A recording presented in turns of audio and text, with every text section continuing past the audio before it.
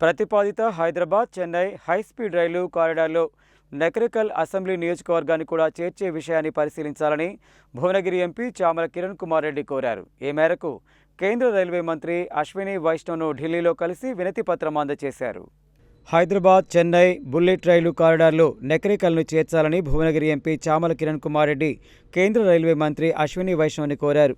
Greenfield అలైన్మెంట్కు బదులుగా ఇప్పటికే ఉన్న NH-65 కారిడార్ గుండా ఈ ప్రతిపాదిత అలైన్మెంట్ను పరిశీలిస్తే ఆ ప్రాంతంలోని ఇప్పటికే ఉన్న పట్టణాలు, వాణిజ్య కేంద్రాలు, పెద్ద సంఖ్యలో జనాభాకు మెరుగైన కనెక్టివిటీ లభిస్తుందని ఎంపీ అభ్యర్థించారు.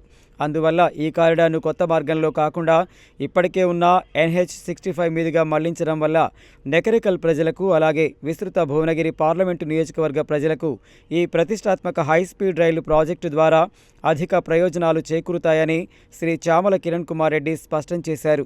ఈ ప్రతిపాదనను అనుకూలంగా పరిశీలించి తగిన చర్యలు తీసుకోవాలని ఆయన రైల్వే శాఖను కోరారు.